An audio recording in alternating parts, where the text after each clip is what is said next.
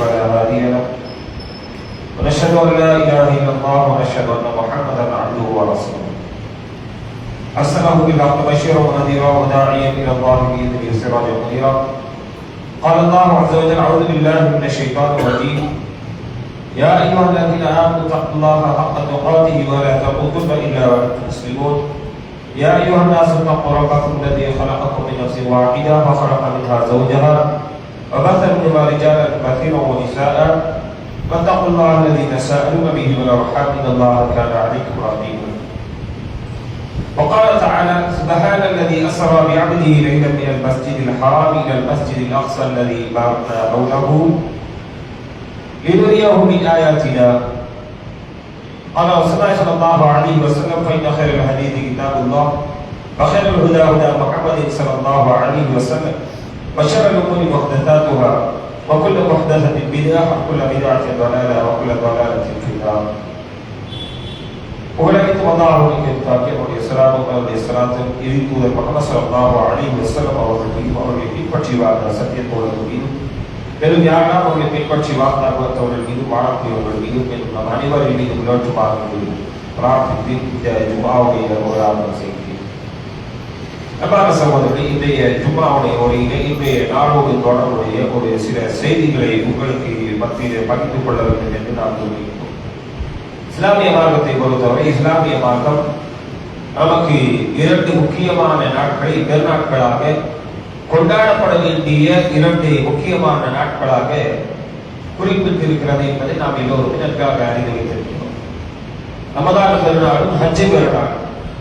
ரமதான் மாதத்தை பூர்த்தி செய்த பின்பு ரமதான் மாதத்திலே நாம் செய்த அந்த வணக்க வழிபாடுகளில் மகிழ்ச்சியாக அல்லாஹ்வை முடிந்தாலும் கட்டுப்பட்டு வாழ்ந்திருந்ததன் மகிழ்ச்சியை வெளிப்படுத்தும் வண்ணம் அல்லாஹ் தஆலா அந்த ரமதான் பெருநாளை நமக்கு கடமையாக்கி கொடுத்திருக்கிறார். அதை நாம் ஒரு மகிழ்ச்சியான ஒரு பெருநாளாக நாம் கொண்டாடுகிறோம். அடுத்தபடியாக நபி இப்ராஹிம் அலைஹிஸ்ஸலாம் அவர்களும் அவருடைய குடும்பத்தோடு தொடர்புடைய அவருடைய தியாகத்தை நினைவு கூறும் வண்ணம் அவர்கள் என்னவெல்லாம் அல்லாஹ்வுடைய மார்க்கத்திற்காக இழந்தார்கள், எப்படியெல்லாம் தங்களுடைய வாழ்க்கையிலே என்னென்ன விஷயங்களை தியாகம் செய்தார்கள் என்பதை நாம் நினைவு கூறுவதற்காக வேண்டி அவர்கள் செய்த தியாகத்தையே மீண்டும் நாம் ஒரு கடமையாக ஒரு இபாதத்தாக நிறைவேற்ற வேண்டும் என்பதற்காக வேண்டி அல்லாஹ் தஆலா நமக்கு ஹஜ் பெருநாள் கடமையாக்கி இருக்கின்ற அந்த இரண்டு விஷயங்கள் நாம் எல்லோருக்குமே அறிந்து வைத்திருக்கிறோம். ஹாஜரா அம்மையார் அவர்கள் சஃபா மர்வா மலைக்கு இடையிலே தண்ணீரை தேடி அலைந்த அந்த ஓட்டம் இன்று சரி என்கின்ற அந்த சஃபா மர்வா மலைக்கு இடையிலே ஓடக்கூடிய அந்த ஓட்டமாக இஸ்லாமிய மார்க்கம் குறிப்பிடுகிறது. நபி இப்ராஹிம் அலைஹிஸ்ஸலாம் அவர்கள் மக்காம் இப்ராஹிம் என்ற இடத்தில், அதாவது எந்த இடத்திலே நின்று காபாவுடைய கட்டிடத்தை காபாவை கட்ட ஆரம்பித்தார்களோ, எந்த இடத்தில் நின்று காபாவை கட்ட ஆரம்பித்தார்களோ அந்த இடத்தை மக்காம் இப்ராஹிம் என்று சொல்லி அந்த இடத்திலே தொழுங்கள் என்று அல்லாஹ் தஆலா இப்ராஹிம் அலைஹிஸ்ஸலாமுக்கு கட்டளையிட்டார். நாமும் உம்ரா அல்லது ஹஜ்ஜுக்கு செல்லக்கூடியவர்கள் அந்த இடத்திலே தொழுவதற்கான வாய்ப்பு கிடைத்தால் தொழுங்கள் என்று அல்லாஹ்வுடைய தூதர் ஸல்லல்லாஹு அலைஹி வஸல்லம் மூலம் நமக்கு வழிகாட்டப்பட்டிருக்கிறது. அதே போன்று தவாஃபும் இதே மாதிரியானதுதான். அல்லாஹ் தஆலா இப்ராஹிம் அலைஹிஸ்ஸலாம் அவர்கள் அந்த காபாவை கட்டி முடித்த பிறகு அல்லாஹ்விடத்தில் அவர்கள் பிரார்த்தனை செய்கிறார்கள். அதன் பிறகு அல்லாஹ் தஆலா அவர்களுக்கு தவாஃப் செய்வதற்கு கட்டளையிட்டார். இன்று ஹஜ்ஜுடைய காலகட்டத்திலே நாம் உம்ராவுடைய காலகட்டத்திலே நாம் செய்யக்கூடிய எல்லா விஷயங்களும் இப்ராஹிம் அலைஹிஸ்ஸலாம் அவர்கள் அவருடைய குடும்பத்தாரோடும் தொடர்புடைய அவர்களுடைய தியாகங்கள் என்பதை நாம் எல்லோரும் நன்றாக அறிந்து வைத்திருக்கிறோம். இந்த இரண்டு பெருநாட்களை இஸ்லாமிய மார்க்கம் நமக்கு வலியுறுத்தியிருக்கிறது. பெருமானார் ஸல்லல்லாஹு அலைஹி வஸல்லம் அவர்கள் மதீனாவுக்கு வருகிறார்கள். மக்காவிலிருந்து ஹிஜ்ரத் செய்துவிட்டு அந்த தருணத்திலே மக்கள் மதீனாவை சார்ந்தவர்கள் ஒரு சில குறிப்பிட்ட நாட்களை தங்களுடைய பெருநாட்களாக தங்களுடைய விழாக்கால நாட்களாக ஆக்கி வைத்திருக்கிறார்கள். அல்லாஹ்வுடைய தூதர் ஸல்லல்லாஹு அலைஹி வஸல்லம் அவர்கள் சஹாபாக்களை பார்த்து சொன்னார்கள், இதை விட சிறந்த இரண்டு நாட்கள் அல்லாஹ் நமக்கு கொடுத்திருக்கிறார். அந்த மக்கள் எதையெல்லாம் திருவிழாக்கள் என்று கொண்டாடி கொண்டிருந்தார்களோ, பெருநாட்கள் என்று மதீனாவை சார்ந்தவர்கள் கொண்டாடி கொண்டிருந்தார்களோ, எல்லோரும் அவர்களுக்கு சொன்ன நபிசாவுக்கு செய்தி என்ன அப்படின்னா, இதைவிட சிறந்த 2 நாட்கள் அல்லாஹ் தஆலா நமக்கு பெருநாட்களாக ஆக்கியிருக்கின்றான் என்கின்ற அந்த செய்தியை நமக்கு குறிப்பிட்ட அந்த விஷயத்தை சஹீஹ் புகாரில் கூட நாம் பார்க்க முடியும்.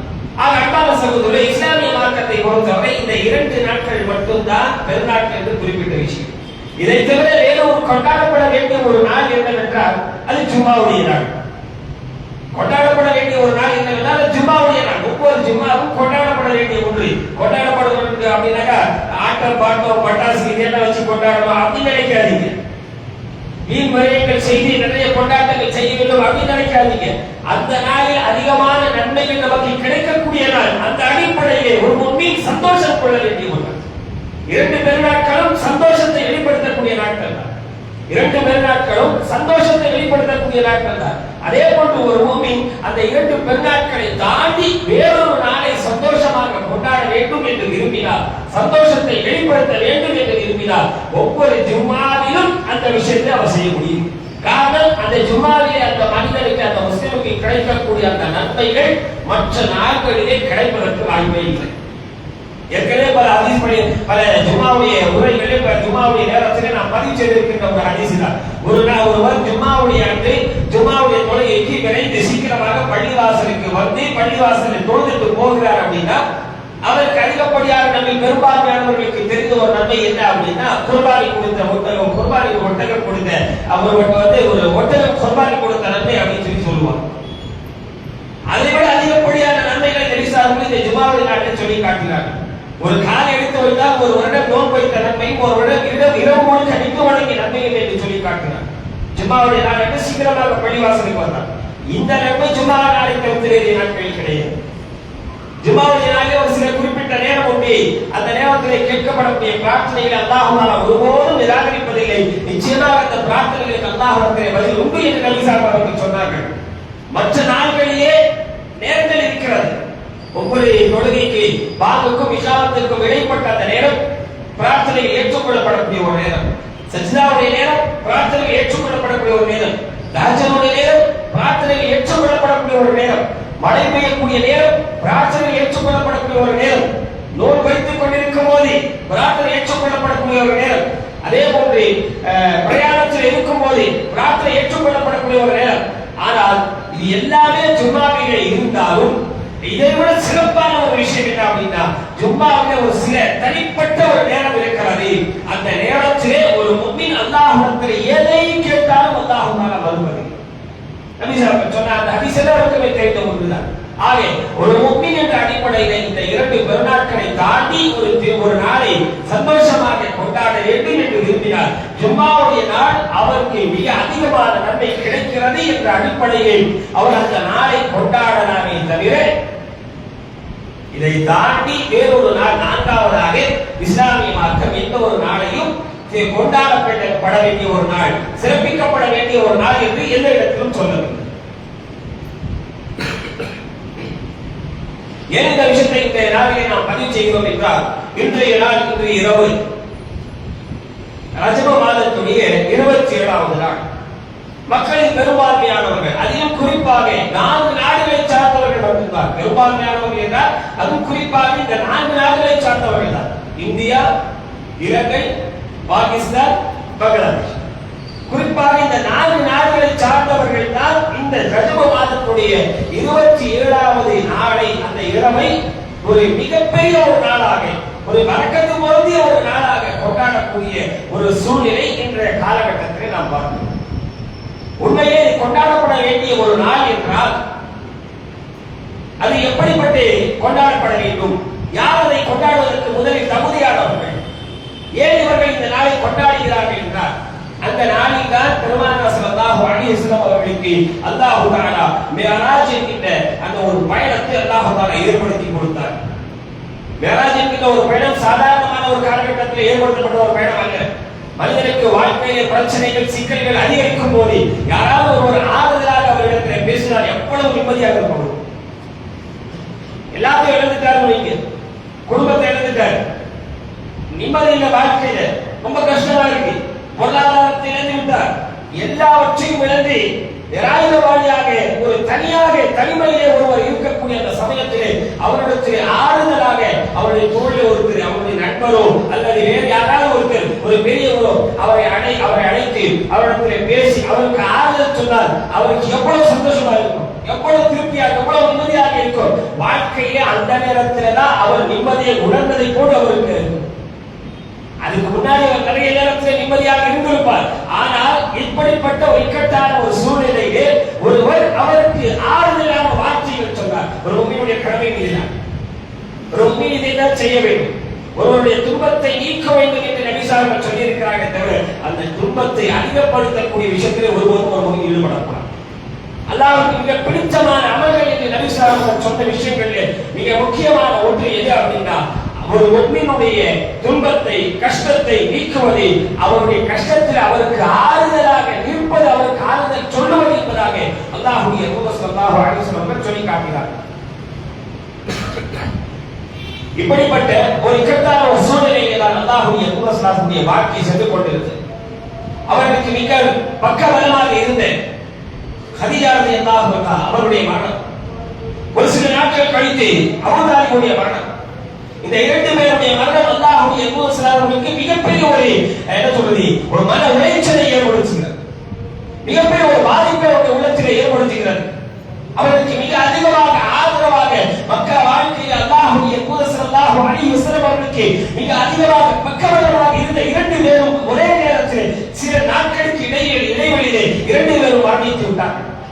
எந்த அளவு பக்கபலமாக இருந்தால் இரண்டு பேரும் என்பதற்கு அல்லாஹ்வுடைய தூதர் ஸல்லல்லாஹு அலைஹி வஸல்லம் சொல்லி காட்டினார்கள். மதீனா வாழ்க்கையில் அல்லாஹ்வுடைய தூதர் ஸல்லல்லாஹு அவர்கள் அவர் வீட்டில் இருக்கிறார்கள். ஆயிஷா ரலியல்லாஹு அன்ஹா அவர்கள் ஒரு சமயம் உட்கார்ந்து இருக்கிறார்கள், எதிரில் உட்கார்ந்து இருக்கிறார்கள். அந்த நேரத்தில் கதீஜா ரலியல்லாஹு அன்ஹா அவர்களை பற்றி பேச்சு வருகிறது. அந்த நேரத்தில் கதீஜா ரலியல்லாஹு அன்ஹா அவர்களை பற்றி ஆயிஷா ரலியல்லாஹு அன்ஹா கோபத்தில் ஒரு சில விஷயங்கள் சொல்றாங்க.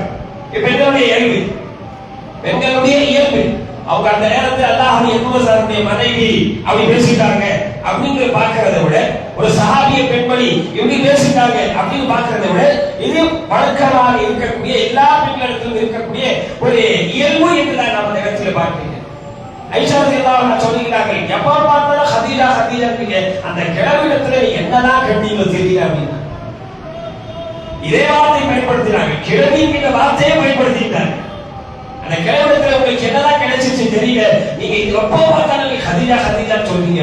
ஆயிஷா ரலியல்லாஹு அன்ஹா இந்த வார்த்தையை கேட்டு அல்லாஹ்வுடைய தூதர் ஸல்லல்லாஹு கடுமையாக கோபப்பட்டு சொன்னாங்க, யாரை பத்தி நீங்க இப்படி சொல்றீங்க தெரியுமா? அந்த கதீஜா மூலமாக தான் அல்லாஹ் தஆலா எனக்கு இந்த உலகத்தில் ஆறுதல் கொடுத்தார், அந்த கதீஜா மூலமாக தான் அல்லாஹ் தஆலா இந்த உலகத்தில் எனக்கு வாரிசை கொடுத்தார் சொன்னாங்க.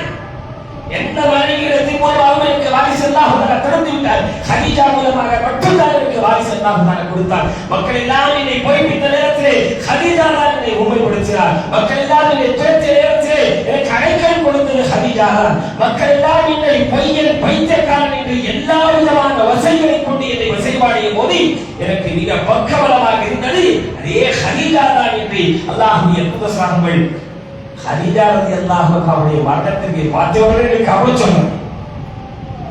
2 நாள் கழிச்சு சொல்லல, 3 நாள் கழிச்சு சொல்லல, 10 வருடங்களுக்கு விலகி சொன்னார்கள். உண்மையிலே சொல்லப்பட வேண்டும் என்றால் சுனஜமாத் பள்ளிவாசல்கள் நீங்க போய் பார்த்திருப்பீங்க.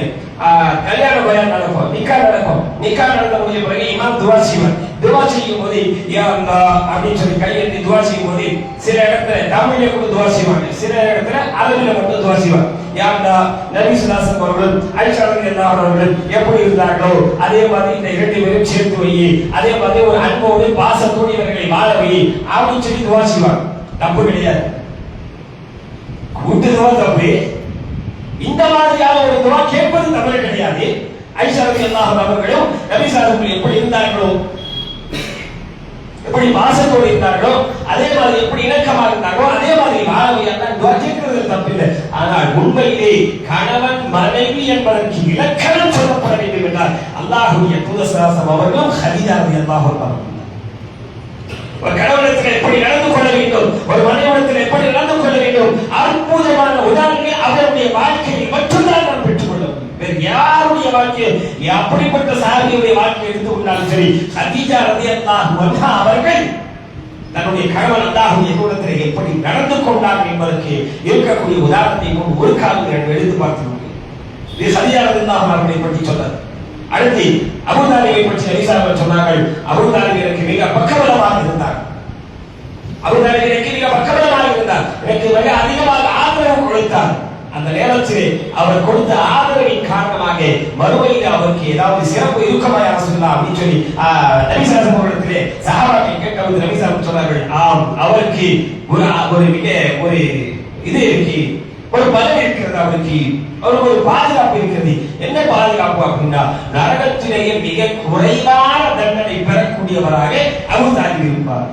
நரகத்திலே மிக குறைவான ஒரு தண்டனை பெறக்கூடியவராக அபூ தாலிப் இருப்பார் என்பதாக அல்லாஹ்வுடைய தூதர் சொன்னார்கள். இந்த இரண்டு பேருடைய மரணம் ஒரு சில நாட்கள் இடைவெளியில் நடந்து முடிந்த பிறகு அல்லாஹ்வுடைய தூதர் நிலை மன உளைச்சலோடு இருக்கக்கூடிய அந்த சமயத்திலே தான் ரஜபு மாதத்துடைய ஒரு நாளில் 27வது நாள் என்பதற்கு எந்த ஒரு உத்தரவாதமான ஆதாரப்பூர்வமான ஒரு தகவல் இல்லை. இதான் யதார்த்தமான உண்மை.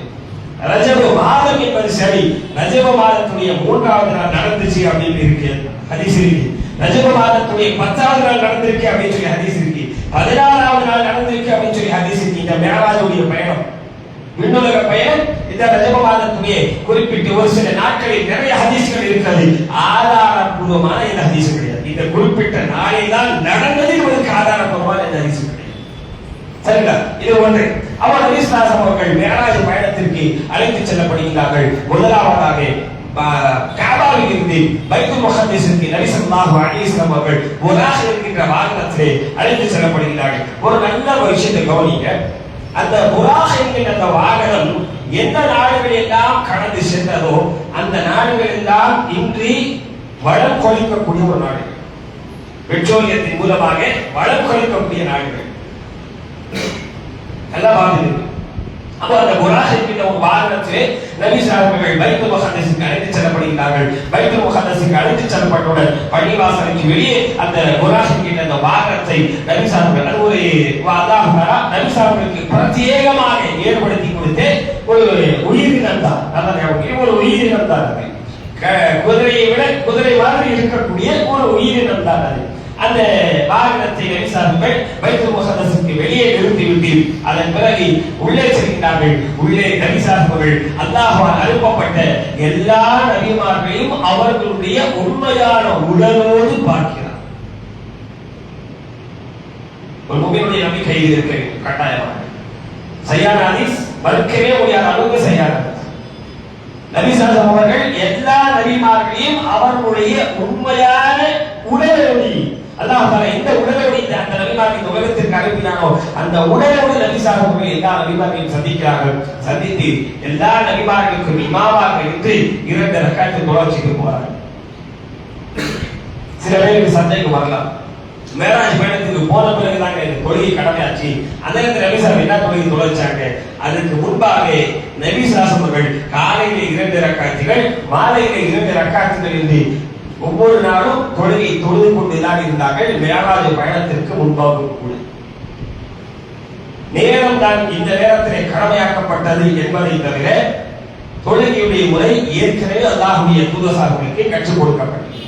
எந்த நேரத்திலே தொழ வேண்டும் என்று அந்த மேராஜ் பயணத்திற்கு முடிந்த பிறகு நபி ஸல்லல்லாஹு அலைஹி வஸல்லம் வந்த பிறகு ஜிப்ரீல் ஸலாமுகள் வந்து தொழுகை காட்டி போறாங்க. இந்த நேரத்தில் ஃபஜ்ரி, இது லுஹரி, இது அஸ்ரி, இது மக்ரிபி, இது இஷா என்று அந்த குறிப்பிட்ட நேரத்திலே எந்தெந்த நேர தொழுகை எவ்வாறு தொழ வேண்டும் என்று நபி ஸல்லல்லாஹு அலைஹி வஸல்லம் சொல்லிட்டு போறாங்க. தொழுகை முறை இவ்வாறு தான் என்பதை ஏற்கனவே நபி ஸல்லல்லாஹு அலைஹி வஸல்லம் கற்றுக் கொடுக்கப்பட்டவர்கள் தான் அதை தொழுது கொண்டு வந்தார். அந்த அடிப்படையில் 2 ரக்காத்துகளை நபி ஸல்லல்லாஹு அலைஹி வஸல்லம் அவர்கள் இமாமாக எல்லா நபிமார்களுக்கும் இன்று தொழ வைத்துவிட்டு அதன் பிறகு அங்கிருந்து அதே புராக் வாகனத்திலே வானத்தை நோக்கி உயர்கின்றார்கள். இதை பற்றி அல்லாஹ் தஆலா தன்னுடைய திருமறை குர்ஆனில் சொல்லி காட்டுகிறார். சுப்ஹானல்லதி அஸ்ரா பிஅப்திஹி லைலன் மினல் மஸ்ஜிதில் ஹராமி இலல் மஸ்ஜிதில் அக்ஸா அல்லதி பாரக்னா ஹவ்லஹு லினுரியஹு மின் ஆயாத்தினா. அல்லாஹ் தஆலா பரிசுத்தமானவர். சுப்ஹானல்லதி அவர் அல்லாஹ் தஆலா பரிசுத்தமானவர். எப்படிப்பட்ட அல்லாஹ் தஆலா அப்படின்னா அஸ்ரா பிஅப்திஹி லைலன் மினல் மஸ்ஜிதில் ஹராமி இலல் மஸ்ஜிதில் அக்ஸா, ஒரே இரவிலே அந்த பரிசுத்தமான அந்த இறைவன் அந்த அல்லாஹ் தஆலா தன்னுடைய அடியார் அதாவது முஹம்மது ஸல்லல்லாஹு அலைஹி வஸல்லம் மக்காவிலிருந்து பைத்துல் முகத்தஸ் வரை அழைத்து சென்றார். மக்காவிலிருந்து பைத்துல் முகத்தஸை ஒரே இரவுக்குள்ளாக அழைத்து சென்ற அந்த இறைவன் பரிசுத்தமானவன். எதுக்கு அழைத்து சென்றார் அப்படின்னா அந்த பைத்துல் முகத்தஸை பற்றி அல்லாஹ் தஆலா குறிப்பிட்ட ஒரு விஷயத்தை சொல்கிறார். அல்லதி பாரக்கனா ஹவ்லஹு, அந்த பைத்துல் முகத்தஸ் எப்படிப்பட்டது தெரியுமா? நாம் அதை பரக்கத்து பொருந்திய பூமியாக மாற்றியிருக்கிறோம். புனித பூமி என்று முஸ்லிம்களுக்கு 3 இடங்களை நாம் சொல்வோம். முதலாவதாக கஅபா என்று சொல்வோம், இரண்டாவதாக பைத்துல் முகத்தஸ் என்று சொல்வோம், இரண்டாவதாக மஸ்ஜித் நபவி என்று சொல்வோம், மூன்றாவதாக பைத்துல் முகத்தஸ் என்று சொல்வோம். அதை யூதர்களை எடுத்துக்கிறீங்க. அவர்களுக்கு யூதர்கள், கிறிஸ்தவர்கள், அதாவது பனி இஸ்ரவேலர்கள் எல்லாருக்கும் பொதுவாக இருந்த முதலாவது புனித பூமி எது அப்படின்னா பைத்துல் முகத்தஸ். புனித பூமி அவர்களுக்கு இருந்த பூமி எது அப்படின்னா பைத்துல் முகத்தஸ் தான். அந்த பைத்துல் முகத்தஸ் நிறைய சட்டங்கள் இருக்கிறது, அதை பற்றி பேசணும், அது தனி சப்ஜெக்ட். அப்ப அந்த புனிதமான அந்த பூமியை பக்கம் அல்லாஹ் தஆலா தன்னுடைய அடியாரை அழைத்து சென்றார். எதற்காக அழைத்து சென்றார் என்றால் லினுரியஹு மின் ஆயாத்தினா, நம்முடைய அத்தாட்சிகளை அவருக்கு காட்டுவதற்காக நாம் கூட்டிட்டு போறோம் அப்படின்னு அல்லாஹ் சொல்றார். அப்ப அல்லாஹ்வுடைய முதலாவது அத்தாட்சி, அல்லாஹ்வுடைய தூதர் ஸல்லல்லாஹு அந்த மிஅராஜ் பயணத்திலே பார்த்த முதலாவது அத்தாட்சி எது அப்படின்னா அந்த பயணத்திலே இருந்த அந்த முதலாவது பைத்துல் முகத்தஸிலே நின்று எல்லா நபிமார்களுக்கும் இமாமாக நின்று 2 ரக்காத்துகள் தொழ வைத்தது. அதை நபிசார்கள் ஒவ்வொரு நபியையும் தன்னுடைய கண்களால் அவருடைய உண்மையான உடலோடு பார்த்தார், ஆவியாக பார்த்தார். உண்மையான உடலோடு அவர்களை நபிசார்கள் பார்க்கிறார்கள். அதன் பிறகு அல்லாஹ்வுடைய தூதர் ஸல்லல்லாஹு அலைஹி வஸல்லம் அவர்கள் அறிவிக்கக்கூடிய நிறைய பெரிய ஹதீஸ் நிறைய இருக்கிறது. முதலாவது சும்மா உரியபிஹி இலா ஸமாஇ மா ஜிப்ரீல் சய்யிதுல் மலாயிகா அலைஹிஸ்ஸலாத்து வஸ்ஸலாம், மக்களுக்கு தலைவராக இருந்த ஜிப்ரீல் அலைஹிஸ்ஸலாம் அவர்களோடு வானத்தை நோக்கி அவர்கள் உயர்த்தப்படுகிறார்கள். ஹத்தா இதா வலகு ஸமா துன்யா இஸ்தஃதஹ லஹு ஜிப்ரீல், முதலாவது வானம், அதாவது உலகத்துடைய வானம், அந்த வானத்திற்கு சென்ற போது ஜிப்ரீல் அலைஹிஸ்ஸலாம் அவர்கள் அந்த ஒவ்வொரு வானத்திற்கும் ஒரு வாசல் இருக்கிறது என்பதாக நபி சொன்ன ஹதீஸ் இருக்கு. அந்த இடத்துல போய் நபி ஸல்லல்லாஹு அவர்கள் வந்திருக்கிறாங்க அப்படின்னு சொல்லி அந்த வாசலை திறக்குமாறு கேட்கிறார்கள். ஜிப்ரீல் அலைஹிஸ்ஸலாம் அவர்கள் வந்திருக்கிறதை அப்படின்னு சொன்னதை ஜிப்ரீல் அலைஹிஸ்ஸலாம் சொல்றாங்க, வந்து அந்த வாசலை பாதுகாக்க கேட்கிறாங்க, வந்திருக்கிறது யாரு? நான் ஜிப்ரீல், நீங்க மட்டும் வந்திருக்கீங்களா இல்ல உங்களோட வேற யாராச்சும் வந்திருக்காங்க அப்படின்னா என்னோட முகமது வந்திருக்கிறாங்க, முகமது ஸல்லல்லாஹு வந்திருக்கிறாங்க, அவரும் வரணும், அவரை கூட்டிட்டு வரணும், சரி அல்லாஹ் யாரு இருக்கா அப்படின்னு சொல்லி கேட்கிறாங்க. ஆமா அல்லாஹ் யாரு இருக்கு, ரைட், ஓபன் த டோர். முதலாவது வானம் திறக்கப்படுகிறது. அந்த இடத்திலே நபி ஸல்லல்லாஹு அவர்கள் ஆதம் அலைஹிஸ்ஸலாம் அவர்களை சந்திக்கிறார்கள். ஆதம் அலைஹிஸ்ஸலாம் அவர்களுக்கு சலாம் சொல்கிறார்கள். ஆதம் அலைஹிஸ்ஸலாம் அவர்கள் வலைக்கும் ஸலாம் என்று சொல்லிவிட்டு அல்லாஹ்வுடைய தூதருடைய அந்த முஹம்மது ஸல்லல்லாஹு அலைஹி வஸல்லம் நுபுவத்தை உண்மைப்படுத்துகிறார்கள். நீங்க நபின்னு சொல்லி நான் ஏற்றுக்கொள்கிறேன், நான் சாட்சி சொல்கிறேன், நீங்க நபிங்கிறதை நான் ஏற்றுக்கொள்கிறேன், என்னுடைய மகனே அப்படின்னு சொல்லி ஆதம் அலைஹிஸ்ஸலாம் அவர்கள் நபி ஸல்லல்லாஹு மகனே என்று அழைக்கிறார். அதன் பிறகு அங்கிருந்து 2வது வாரத்திற்கு போகிறார்கள். 2வது வாரத்திலே நபி ஸல்லல்லாஹு அலைஹி வஸல்லம் அவர்கள் நல்லவருடைய மகனான ஈசா அலைஹிஸ்ஸலாம் அவர்களை ஜக்கரியா அலைஹிஸ்ஸலாம் யஹ்யா அலைஹிஸ்ஸலாம் அவர்களை சந்திக்கிறார்கள். அதன் பிறகு 3வது வாரத்திற்கு போகிறார்கள். 3வது வாரத்திலே ஈசா அலைஹிஸ்ஸலாம் அவர்கள் யஹ்யா அலைஹிஸ்ஸலாம் அவர்களை சந்திக்கிறார்கள். 4வது வாரத்திற்கு போகிறார்கள். 4வது வாரத்திலே நபி ஸல்லல்லாஹு அவர்கள் இத்ரீஸ் அலைஹிஸ்ஸலாம் அவர்களை சந்திக்கிறார்கள்.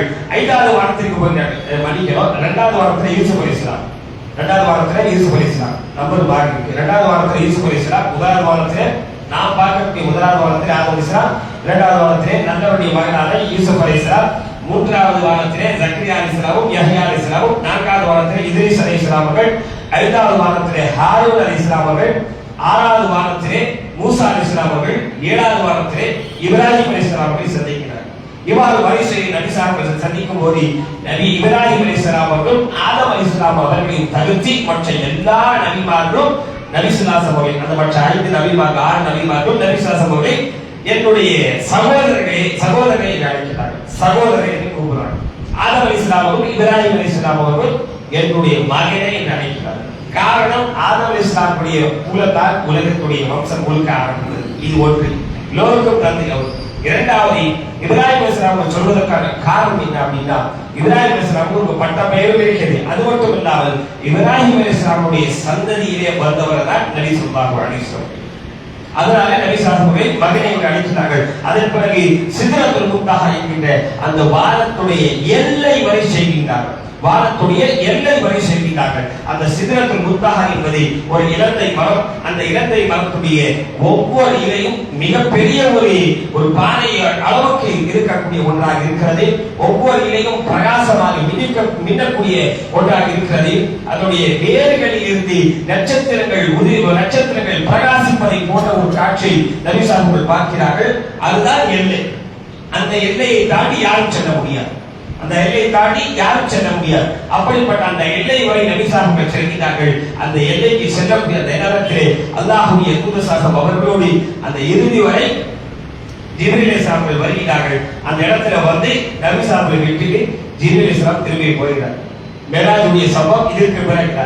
அதன் பிறகு நபி ஸல்லல்லாஹு அல்லாஹ்வுடன் பேசுகிறார்கள், அல்லாஹ்வை சந்திக்கிறார்கள், அல்லாஹ்வை பார்க்கிறார்கள். ஆயிஷா ரலியல்லாஹு அன்ஹா அவர்கள் மூலமாக அறிவிக்கப்படக்கூடிய சஹீஹ் முஸ்லிம்ல வரக்கூடிய சரியான ஒரு ஹதீஸ், யார் ஒருவர் நபி ஸல்லல்லாஹு மேராஜ் பயணத்தின் போது அல்லாஹ்வை பார்த்தார்கள் என்று சொல்கிறார்களோ அவர்கள் காஃபிர்கள்.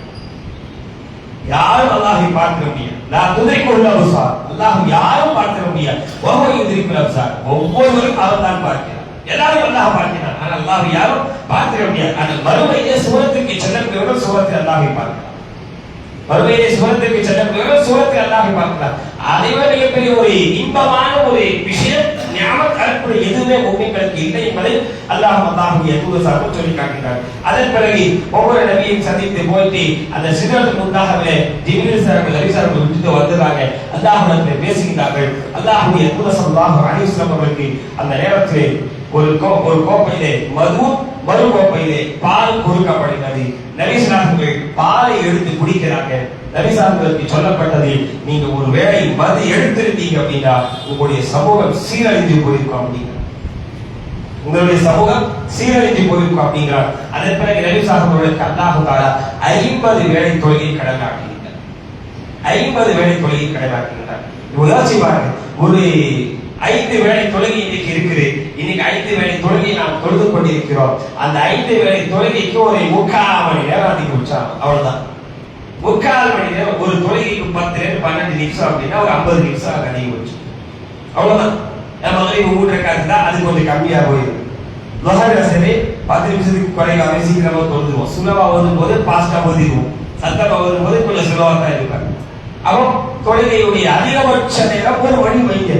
1 மணி நேரம் அந்த 5 நேர தொழுகை தொழுவதற்கு நமக்கு சிரமமாக இருக்கிறது. ஆனால் 50 வேளை தொழுகையோடு அல்லாஹ்வுடைய தூதர் ஸல்லல்லாஹு சந்தோஷத்தோடு திரும்பி வருகிறார்கள். 6வது வாரத்திலே வரும்போது நபி மூசா அலைஹிஸ்ஸலாம் நபி ஸல்லல்லாஹு கழுத்தி அல்லாஹ் என்னங்க கொடுத்தா உங்களுக்கு கேட்கிறார். அல்லாஹ் என்ன கொடுத்தா உங்களுக்கு கேட்கிறார். அப்ப நபி ஸல்லல்லாஹு சொன்னாங்க, 50 வேளை தொழுகைகளை அல்லாஹ் தனக்கு கொடுத்தார். 50 வேளை தொழுகை அல்லாஹ் தனக்கு கொடுத்தார். நபி ஸல்லல்லாஹு பார்த்து மூசா அலைஹிஸ்ஸலாம் சொன்னாங்க, உம்முடைய சமூகம் இதை சுமக்காது, ரிட்டர்ன் போக, அதை குறைச்சிடுவாங்க, கம்மி பண்ணிடுவாங்க. நம்மளை பத்தி அன்னைக்கே தெரிஞ்சவராங்க மூசா அலைஹிஸ்ஸலாம். நம்மளை பத்தி அன்னைக்கே தெரிஞ்சவராங்க மூசா அலைஹிஸ்ஸலாம். போனாங்க நபி ஸல்லல்லாஹு 5 வேளை தொழுகையை குறைத்து விட்டார். இப்படி ஒவ்வொரு நேரத்திலும் திரும்ப வராங்க, திரும்ப அனுப்பப்படுகிறார்கள், திரும்ப வராங்க, திரும்ப மூசா அலைஹிஸ்ஸலாம் அவர்களை அனுப்புகிறார்கள். குறைச்சிடுவாங்க, இன்னும் கம்மி பண்ணிடுவாங்க, இன்னும் குறைச்சிடுவாங்க. கடைசியாக 5 வேளை தொழுகைகளை மட்டும் எடுத்துக்கொண்டு அல்லாஹ்வுடைய தூதர் ஸல்லல்லாஹு திரும்பி வந்த நேரத்தில் திரும்பவும் சொல்றாங்க மூசா அலைஹிஸ்ஸலாம், இதையும் உங்களுடைய சமூகம் சுமக்காது. அன்பான சகோதரி, நம்முடைய சமூகத்திற்கு கொடுக்கப்பட்ட வாய்ப்புகளை போன்று வேறு எந்த சமூகத்திற்கும் நம்முடைய முந்தைய சமூகம் எந்த சமூகத்திலும் கொடுக்கப்படவில்லை என்பது நிதர்சனமான உண்மை. உலகம் முழுக்க எனக்கு மஸ்ஜிதாக மாற்றப்பட்டிருக்கிறது. எந்த இடத்துக்கு போனாலும் டைம் ஆயிடுச்சு தோதிக்கிறேன் நீங்க அப்படின்னு சொல்லி சொன்னார்.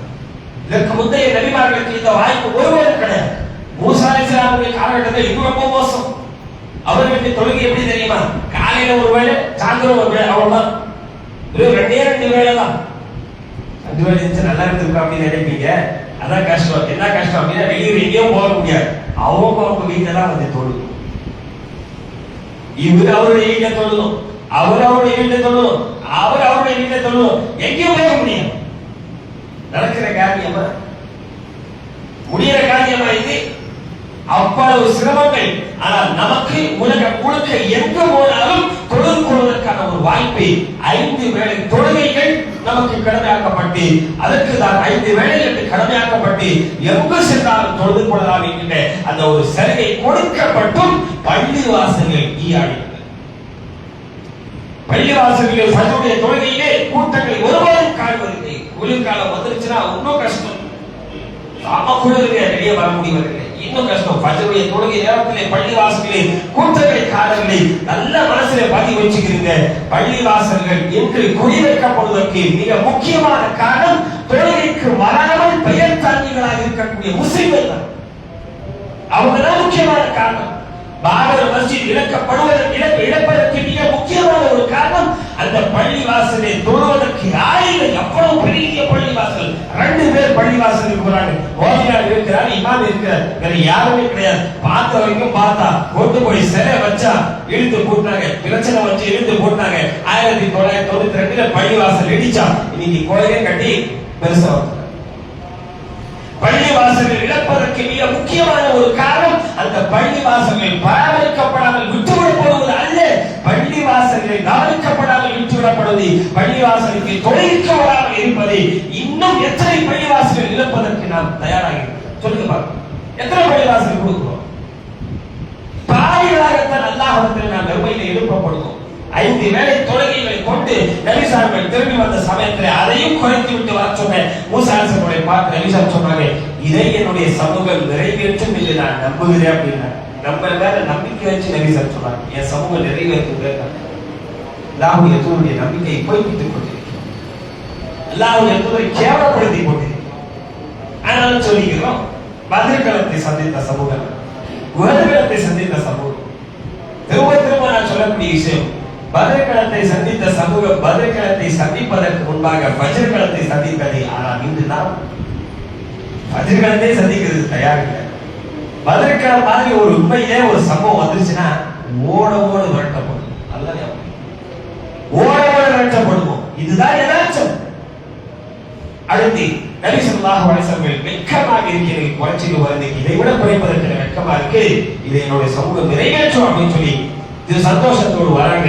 அல்லாஹ் அழைக்கின்றார், நபிசார்கள் அழைக்கின்றார், நபியே நீங்க சத்தியத்தை ஏற்றுக்கொண்டீர்கள், நடுநிலையை ஏற்றுக்கொண்டீர்கள் அப்படி சொல்லிட்டு அல்லாஹ் சொல்லி காட்டுகின்றார், லா யுபத்திலு கலிமாத்தி, என்னுடைய வார்த்தைகள் ஒருவாறு மாற்றப்படாது. 50 வேளை தொழுகைதான் உங்களுக்கு, 5 வேளை தொழுதா போதும், 50 வேளை தொழுவதற்கான நன்மை அதை அல்லாஹ் தஆலா திருமறையில் சொல்கிறார். மன் ஜாஅ பில் ஹஸனத்தி ஃபலஹு அஷ்ரு அம்சாலிஹா, யார் ஒரு நன்மை கொண்டு வருகிறாரோ, யார் ஒரு நன்மை கொண்டு வருகிறாரோ, எப்படிப்பட்ட நன்மையாக இருக்கிறது சரி, அவர் ஒரு நன்மை சிறியது பெரியது எதுவாக இருந்தாலும் சரி அவர் கொண்டு வந்தார், அவருக்கு அதோடு 10 மடங்கு நன்மை அவருக்கு கொடுக்கப்படும். ஒரு வேளை தொழுவீங்க அப்படின்னா 10 வேளை நீங்க தொழுத நன்மை கிடைக்கும். ஒரு நாளைக்கு யார் ஒருவர் சரியாக 5 வேளை தொழுகைகளை இஹ்லாஸோடு தொழுகிறாரோ அவர் ஒவ்வொரு நாளும் 50 வேளை தொழுது கொண்டிருக்கிறார் என்று மலக்குமார்களால் அவர்களுக்கு பதிவு செய்யப்படும். இதுதான் யதார்த்தம். அதன் பிறகு நபி ஸல்லல்லாஹு அலைஹி வஸல்லம் அவர்கள் ஜிப்ரீல் அலைஹிஸ்ஸலாம் அவர்களோடு மற்ற இடத்திற்கு போறாங்க. சொர்க்கத்தை பார்க்கறாங்க, நரகத்தை பார்க்கிறார்கள். சொர்க்கத்திலே நரகத்திலே நிறைய காட்சிகளை நபி ஸல்லல்லாஹு அலைஹி வஸல்லம் அவர்கள் பார்க்கிறார்கள். அந்த சமயத்திலே புறம் பேசக்கூடியவர்களுக்கு என்ன தண்டனை என்பதை நபி ஸல்லல்லாஹு அலைஹி வஸல்லம் பார்த்தார்கள். புறம் பேசுவாங்க பாருங்க, புறம் பேசுதல் அவதூறு புறம் ரெண்டும் வேற.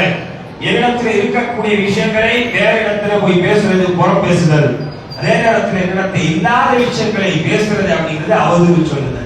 இன்னைக்கு ரெண்டுமே நம்முடைய முஸ்லிம்கள் தான் அதிகம், ரெண்டுமே நம்முடைய முஸ்லிம்கள் தான் அதிகம். 2-3 நாட்களாக ஒரு பெண்மணி வீர பெண்மணி என்று பாராட்டப்பட்டுக் கொண்டு சங்கிகளால் பாராட்டப்பட்டுக் கொண்டு ஒரு பேஸ்புக்ல எடுத்தாலே அந்த பெண்மணியை குறித்து தான் வருகிறது, அந்த பெண்மணி குறித்து தான் வருகிறது. அந்த பெண்மணி குறித்த ஒரு பதிவிலே ஒருவர் பதிவு செய்த வேறு பிற மதத்தை சார்ந்த ஒரு சகோதரர் பதிவு செய்த ஒரு பதிவுக்கு கீழே ஒரு கமெண்ட் வருகிறது. அந்த கமெண்ட் நம்ம ஸ்கிரீன்ஷாட் எடுத்து வச்சுக்கிட்டோம். மூஞ்சில அடிக்கிறார் சொல்லி இருக்கிறார்கள். நீங்க எதுக்கு, நீங்க எப்படி இருக்கிறாங்க முஸ்லிம்கள் ஒருத்தருக்கு ஒருத்தர் சண்டை போட்டு இருக்கிறாங்க. இந்த ஜமாத்துக்கு அந்த ஜமாத் ஆகாது, அவனுக்கு இவனுக்கு ஆகாது, இவனுக்கு அவன் சலாம் சொல்ல மாட்டான், அவனுக்கு இவனுக்கு செய்ய மாட்டான், அவனை இவன் நம்ப மாட்டான். எப்படி முஸ்லிம்களுக்கு மத்தியில் இருக்கக்கூடிய ஒவ்வொரு பிரச்சனையும் போட்டு வெளியுறவு உடைச்சு பதிவு செய்து கமெண்ட் பதிவு செய்து ஒரு காஃபிர் முஸ்லிமான ஒரு யதார்த்தமான ஒரு நிலை நம்மிடத்திலே நாம் எதை இங்கு செய்து கொண்டிருக்கிறோம், நன்மையிலே நம்முடைய வாழ்க்கை சென்று கொண்டிருக்கிறதா அல்லது தீமையிலே நம்முடைய வாழ்க்கை வேகத்திலே வேகமாக முன்னேறி கொண்டிருக்கிறதா ஒரு மீள்பார்வை நாம் செய்ய வேண்டும். அல்லாஹ்வுடைய தூதர் ஸல்லல்லாஹு அலைஹி வஸல்லம் அவர்கள் அந்த சமயத்திலே புறம் பேசக்கூடியவர்களுக்கு என்ன தண்டனை என்பதை பார்க்கிறார்கள். புறம் பேசக்கூடியவர்கள் ஒரு ரத்தத்திலே ஓடக்கூடிய ஒரு ஆறிலே நடு ஆறிலிருந்து நீந்தி வந்து கொண்டிருக்கிறார்கள். ஆற்றுடைய கரையிலே ஒரு மலக்கு உட்கார்ந்து இருக்காரு. இரண்டு விதமான தண்டனைகள் இருக்கிறது. ஆற்றுடைய ஓரத்தில் ஒரு மலக்கு உட்கார்ந்து இருக்காரு. அந்த மலக்கு என்ன செய்யறார் அப்படின்னா, ஒரு நெருப்பால் ஒரு கல்லு மாதிரி நெருப்பை எடுத்து அவருடைய வாயிலை ஓங்கி அடிக்கிறாரு. அது அவருடைய வாயிலை படுகிறது. மீண்டும் ஆற்றுடைய நடுப்பகுதியில் போய் விழுகிறார். திரும்ப அங்கிருந்து வரான். அங்கிருந்து திரும்பி வீசப்படுகிறார். இப்படியே போயிட்டு இரண்டாவது, இப்படி பேசக்கூடியவர்கள், புறம் அவதூறு பேசக்கூடியவர்கள் இரும்பு கொக்கினால் தங்களுடைய முகத்தை கிழித்துக் கொண்டிருக்கிறார்கள். இது போன்ற ஒரு தண்டனை நபி ஸல்லல்லாஹு அலைஹி வஸல்லம் அவர்கள் பார்க்கிறார்கள். அடுத்து நபி ஸல்லல்லாஹு அலைஹி வஸல்லம் அவர்கள் அங்கு பார்க்கக்கூடிய இன்னொரு மிக முக்கியமான ஒரு தண்டனை என்ன அப்படின்னா, வட்டி சாப்பிடக்கூடியவர்களுக்கு என்ன தண்டனை என்பதை பார்க்கிறார்கள். அன்பான சகோதரர்களே, வட்டி கொஞ்சம் இருந்தாலும் அது மாபெரும் பாவம். ஷிர்கிற்கு அடுத்து மிக பகிரங்கமாக பயங்கரமாக எச்சரிக்கப்பட்ட ஒரு பாவம் என்னவென்றால் அது வட்டி தான். ஆனால் இன்று சமூகத்திலே பெரும்பான்மையானவர்கள் வட்டியிலே உழன்று கொண்டிருக்கிறோம். அல்லாஹ்வுடைய தூதர் ஸல்லல்லாஹு அலைஹி வஸல்லம் சொன்னார்கள், எந்த ஒரு பொருளாதாரம், எந்த ஒரு பொருள் வட்டியை கொண்டு வளர்க்கப்படுகிறதோ ஆரம்பத்தில் பெருசா வளர்ந்துடும். வட்டி சல்லி காசு சேர்ந்துருச்சு அப்படின்னா நபி ஸல்லல்லாஹு அலைஹி வஸல்லம் சொன்னார்கள், அதனுடைய முடிவு ஒன்றுமே இல்லை அப்படின்ற அவர்களுக்கான தண்டனை நபி ஸல்லல்லாஹு பலவாறாக பார்க்கிறார்கள். ஒரு சில பேர் வட்டியினால் மிக பயங்கரமான உடலோடி, பயங்கரமான பெருத்த உடலோடி, வயிறுலாம் ரொம்ப பெருசா இருக்குது. அப்படிப்பட்ட நிலையிலே நரகத்தில் அவர்கள் முதலாவதாக தூக்கி எறியப்படுகிறார்கள். அவர்களை தாண்டி ஃபிரௌனுடைய கூட்டம் அவர்களுடைய வயிறுகளை மிதித்தவர்களாக செல்கிறது. இரண்டாவதாக இன்னொரு தண்டனை நபி ஸல்லல்லாஹு பார்க்கிறார்கள். அந்த நெருப்பு வந்து வட்டி சாப்பிடக்கூடியவருடைய வாயிலே துணிக்கப்படுகிறது. அது இங்கிருந்து போய் பின்வழியாக அது வெளியேறி கொண்டிருக்கிறது. எப்படி இருக்கும் கொஞ்சம் கெஸ் பண்ணிப்பார். இங்க இருக்கக்கூடிய நெருப்பை கொஞ்சம் டச் ஆச்சுன்னா நம்மளால தாங்க முடியறதில்லை. அல்லாஹ்வுடைய தூதர் சொன்னாங்க, நரகத்துடைய நெருப்பிலிருந்து உலகத்துடைய நெருப்புடைய வித்தியாசத்தை நபி சொன்னாங்க. அந்த நெருப்பு அப்படிங்கிறது 70 முறை தண்ணீரால் கழுவப்பட்டார், தண்ணீர் ஊற்றப்பட்டார். வேதனை எப்படி குறையுமோ அதுக்கு பிறகுதான் இந்த உலகத்துடைய நெருப்பு வேதனையும். இதை விட 70 மடங்கு அதிகப்படியான வேதனை கொண்டது. கொஞ்சம் சிந்திச்சு பாருங்க. வட்டியிலே மூழ்கி கொண்டிருக்கிறார். வட்டி சாப்பிடக்கூடியவர்களுக்கு என்ன தண்டனை? இங்கிருந்து நெருப்பு வந்து உள்ள போகும், பின்வழியாக அவர்களுக்கு வெளியேறி கொண்டிருக்கும். சாதாரணமாக இருக்குமா? அபூ தாலிபுக்கான தண்டனை மிக குறைவான தண்டனை. அபூ தாலிபுக்கு நரகத்திலே என்ன தண்டனை? 2 விதமான ஹதீஸ்கள். அதற்கும் செருப்பு, நெருப்பாலான செருப்பு என்று ஒன்று. இன்னொரு ஹதீஸிலே நரகத்திலே அவருக்கு நெருப்பு, அந்த சப்பல்ல வாரி இருக்கும் பாருங்க, அந்த வீஷிப்பு மாதிரி, அது நெருப்பாக இருக்கும். அது மட்டும்தான் நெருப்பாக இருக்கும். ஆனால் அதனால் அவருடைய நிலை என்ன இருக்கும் அப்படின்னா, இங்கே இருக்கிற மூளை உருகி வெளியே வந்து கொண்டிருக்கும் என்பதாக நபிசம் சொன்னார். அவர் நினைப்பாராமா, நரகத்திலே எனக்கு தான் அதிகமான தண்டனை. அன்பான சகோதரி, இவ்வாறாக நிறைய தண்டனைகளை நபிசார்கள் பார்க்கிறார்கள். அதே போன்று நபிசாசம் அவர்கள் சொர்க்கத்துடைய நிறைய இன்பங்கள் நபிசார்களுக்கு காட்டப்பட்டது. உபதாமர்களுக்கு இருக்கக்கூடிய அந்த மாளிகையை பார்க்கிறார்கள், நிறைய மாளிகையை பார்க்கிறார்கள். ஒரு மாளிகை இருக்கிறது, நபிசாசர்கள் பார்க்கிறார்கள். சொர்க்கத்துடைய மேல் சொர்க்கவாசிகள் சொர்க்கத்தில் கீழே இருப்பார். மேல சில மாளிகைகள் எப்படி இருக்கும் அப்படின்னு நட்சத்திரம் சில நேரத்தில் நைட்ல பார்க்கும்போது சில நட்சத்திரம் இங்கிருந்து போய் மறைஞ்சிடும், சல்லுன்னு போய் மறைஞ்சிடும். அந்த மாதிரியான காட்சிகளை நபிசர்கள் பார்க்கிறார்கள். மலையிலே இன்னபில் ஜன்னத்தி முரஃபன் நபிசர்கள் பார்க்கிறார்கள். கௌகபு ஸமாஇ துர்ரி, வால் நட்சத்திரங்கள் எப்படி நீண்டு போயிட்டே இருக்கிற ஒரு இடத்துல இருக்காமல் அது மாதிரி அந்த நட்சத்திரங்களை போன்று அந்த மாளிகைகள் முஃமின்களுக்கு மேல, சொர்க்கவாசிகளுடைய தலைக்கு மேல பறந்துகிட்டே இருக்கும் அப்படின்னு அதனுடைய அழகை நபிசாக்கள் விவரிக்கிறார்கள், வர்ணிக்கிறார்கள். அவ்வளவு அழகானது. அது எப்படி இருக்கும் அப்படின்னா, அது வெளியிருந்து பார்த்தா உள்ளே தெரியும், உள்ளிருந்து பார்த்தா வெளியே தெரியும். அவ்வளவு அற்புதமா இருக்கு, அவ்வளவு அழகா இருக்கும் அப்படின்னு சொல்லி அதனுடைய அழகை நபிசாக்கள் சொல்லும் போது சஹாபாக்கள் கேட்கிறார்கள், யார் சொல்லலாம் அது எல்லாத்தையும் கமனாசிர் அம்பியா ரசூல் அல்லாஹ்வுடைய நபிமார்களுக்கு கிடைக்கக்கூடிய ஒரு கூலியாக இருக்கும். நமக்கு இந்த வாய்ப்பே இல்லை யார் சொல்லலாம் அப்படின்னு சொல்லும் போது நபிசாக்கள் சொன்னார்கள், இல்ல அது யாருக்கு அப்படின்னா அல்லதீன ஆமனு பில்லாஹி வஸத்தகுல் முர்ஸலீன், யார் அல்லாஹ்வை உண்மையிலே நம்பிக்கை கொண்டு நபிமார்களை உண்மைப்படுத்தினார்கள். உண்மைப்படுத்துதல் என்பதை வாழ்க்கையை நடைமுறைப்படுத்தும். நபிமார்களை உண்மைப்படுத்தல் என்பதை அவர்களுடைய வாழ்க்கையிலே நபிமார்களுடைய விஷயங்கள், நபிமார்கள் சொன்ன செய்த விஷயங்களை வாழ்க்கையிலே நடைமுறைப்படுத்துதல். அப்படிப்பட்டவர்களுக்கு அது கிடைக்கும். உங்களுக்கும் கிடைக்கும், எனக்கும் கிடைக்கும். இன்ஷாஅல்லாஹ் நபிசார்களை நடைமுறைப்படுத்தினார் வாழ்க்கை. அல்லாஹ்வின் மீதான நம்பிக்கை நாம் சரியான முறையில் முழுமைப்படுத்தினார். ஆக அன்பான சகோதரர்களே, இது போன்ற விஷயங்களை நபிசார்கள் பார்த்து வருகிறார்கள். வேறும் தகவல்கள் இருக்கிறது. இன்ஷாஅல்லாஹ் வேறு வாய்ப்பு கிடைத்தால் இன்ஷாஅல்லாஹ் தகவலை பதிவு செய்வோம். அல்லாஹ் தஆலா நாம் அனைவருக்கும் அவனை கட்டுப்பட்டு வாழக்கூடிய நன்மக்களாக ஆக்கி அருள் புரிவார்.